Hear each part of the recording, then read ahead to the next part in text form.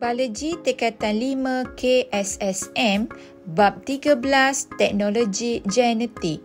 Di dalam bab ini, kita akan mempelajari kejuruteraan genetik, organisma terubahsuai genetik dan makanan terubahsuai genetik.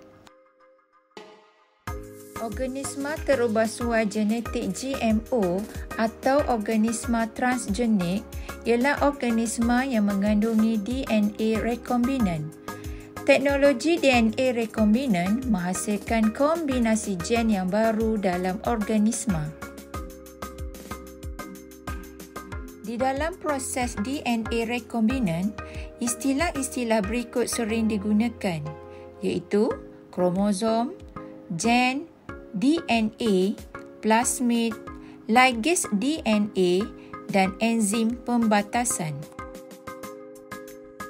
Kromosom terdapat di dalam nukleus sel.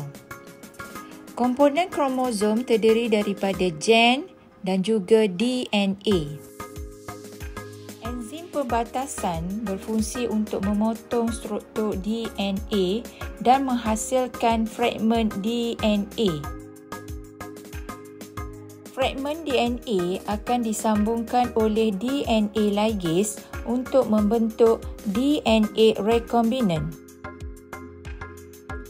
Plasmid ialah gelung DNA yang wujud di luar kromosom bakteria.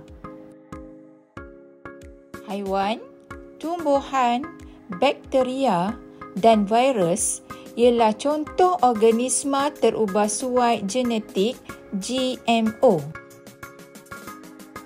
Contoh proses DNA rekombinan di dalam tumbuhan. Ciri-ciri DNA tomato yang baik diekstrakkan dan akan dikombinasikan dengan plasmid bakteria membentuk DNA rekombinan dan seterusnya dimasukkan ke dalam tomato. Tomato GMO akan terhasil. Teknologi DNA rekombinan dapat menghasilkan insulin untuk rawatan diabetes mellitus. Bagaimanakah insulin ini dihasilkan? Gen insulin daripada sel manusia akan dikombinasikan dengan plasmid, membentuk plasmid rekombinan. Seterusnya, bakteria transgenik ini akan dibiakkan dalam kultur dan insulin dapat diekstrakkan. Organisma terubahsuai genetik akan dijadikan sebagai makanan terubahsuai genetik. Ciri-ciri makanan terubahsuai genetik: rintang terhadap herbisid, rintang terhadap penyakit, digunakan dalam bidang perubatan, toleransi terhadap logam berat dan rintang terhadap serangan serangga. Lembu GMF menghasilkan susu yang tidak mengandungi beta-lactoglobulin protein yang menyebabkan alergi kepada kanak-kanak. Kambing GMF menghasilkan susu yang mempunyai faktor pembukuan darah untuk merawat hemofilia. Penambahan gen beta-karotina yang mengandungi vitamin A menghasilkan padi yang berwarna keemasan dan padi ini dikenali sebagai padi emas. Bagaimanakah nanas merah jambu GMF terhasil?